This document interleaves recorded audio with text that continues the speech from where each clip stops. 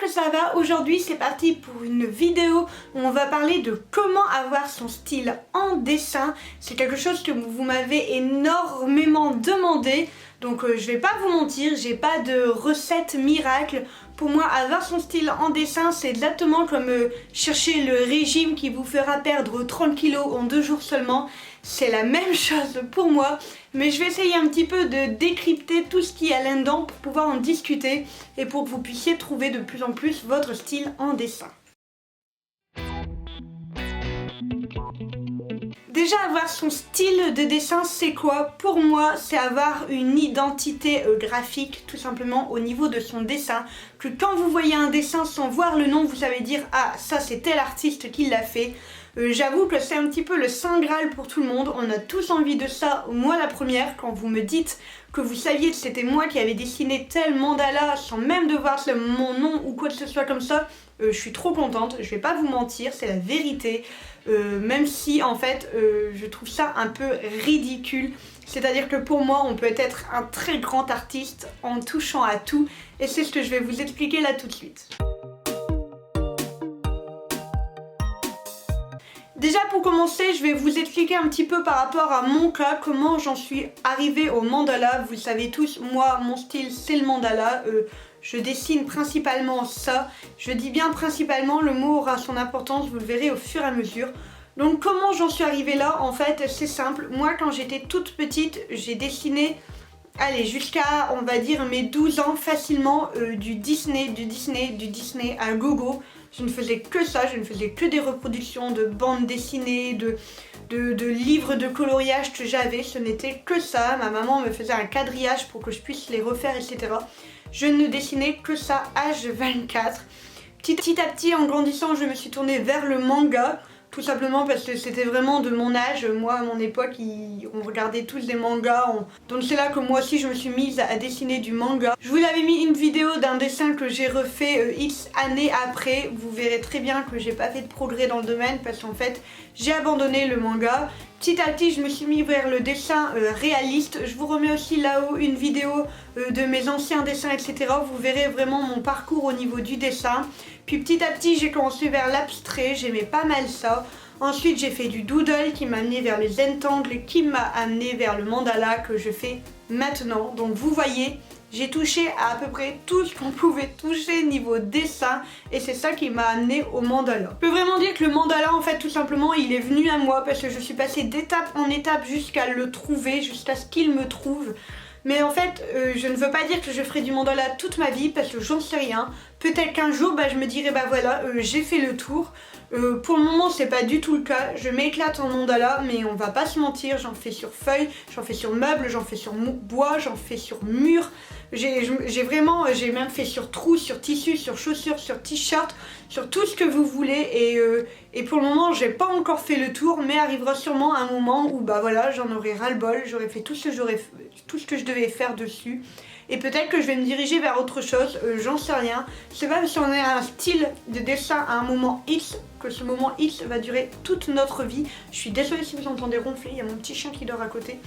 Donc voilà, en fait, le style peut varier tout le temps, et pour moi, il ne faut pas se cloisonner en se disant « Ah oui, mais c'est ce que j'ai fait » et s'arrêter là. Non, si on n'est plus épanoui dans ce qu'on fait, il faut changer, tout simplement.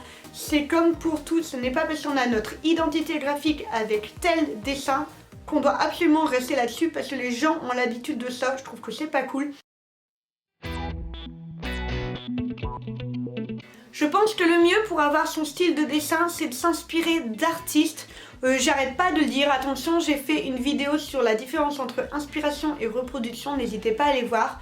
Je le dis, je le redis, la reproduction, il n'y a rien de mal tant que c'est fait dans les règles de l'art, et ça permet de choper des coups de crayon, ça permet de choper des techniques, ça permet de choper des idées, et ça c'est toujours intéressant quand on se cherche niveau graphisme, niveau dessin, niveau art, c'est toujours sympathique.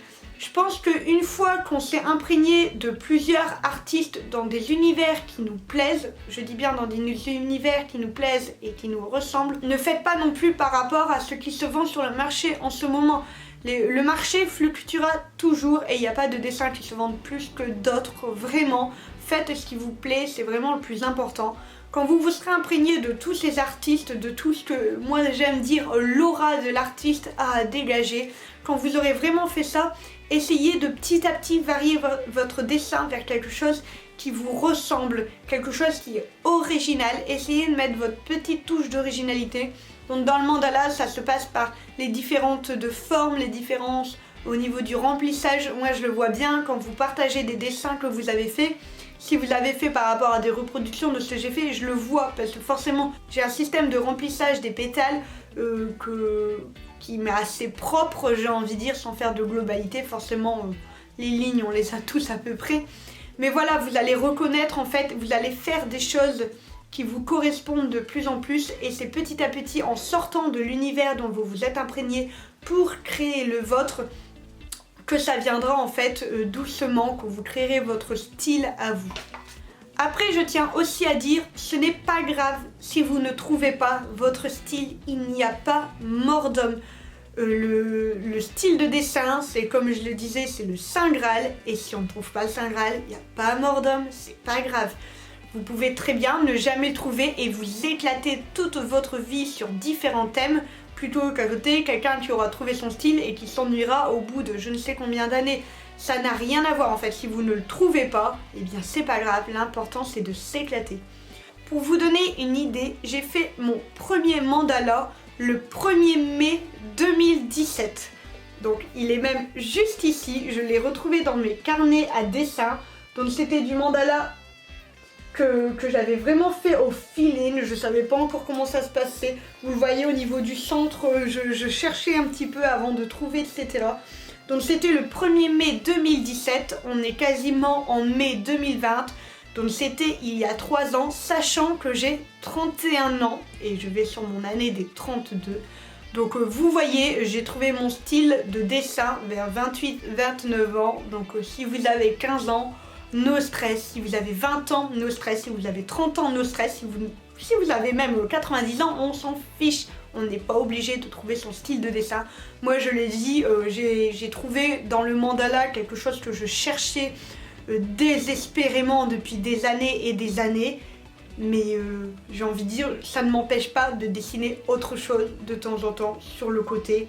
Vous voyez d'autres dessins qui n'ont aucun rapport. Je fais du pixel art, je fais du coloriage, je tricote, je fais du crochet, je fais de la broderie, je fais de la peinture. Je fais plein de choses en fait, parce que j'ai pas envie de me limiter. Parce que pour moi, choisir un domaine, c'est renoncer à d'autres. Et moi, je veux renoncer à rien du tout. Moi, je veux faire ce qui m'éclate. Et oui, c'est vrai, en ce moment, c'est le mandala qui m'éclate. Mais rien ne me dit que si ça tombe dès demain, j'en aurai ras-le-bol. Demain, j'ai une grosse journée sur mon mandala muraille qui m'attend. Et si ça tombe, ça va être l'overdose de tout. On sait pas, en fait. Et il faut arrêter de voir que d'avoir un style, c'est... Le but ultime de tout artiste, c'est pas vrai du tout, éclatez-vous, pour moi c'est ça le but ultime. Donc voilà, j'espère que cette vidéo vous aura plu, j'ai essayé de vous donner un maximum de pistes, mais comme je le dis tout le temps, il n'y a pas de recette miracle. Pour moi, le seul but ultime de tout artiste, c'est de s'éclater, et je pense que ça, personne ne dira le contraire. Donc si vous avez votre style, c'est très bien, si vous ne l'avez pas, encore, c'est pas grave, si vous ne le trouvez pas même après X temps, c'est encore moins grave, ne forcez pas les choses, tout vient à point à qui sait attendre. Voilà, j'espère que cette vidéo vous aura plu, n'hésitez pas à me dire en commentaire quel est votre style de dessin, comment vous l'avez trouvé, ça peut peut-être aider des personnes qui veulent absolument en trouver malgré tout. Voilà, je vous laisse à vos petits pouces bleus, activez la cloche, abonnez-vous, tout le tralala habituel. Quant à moi, je vous fais des gros bisous et je vous dis à demain pour un vlog atelier.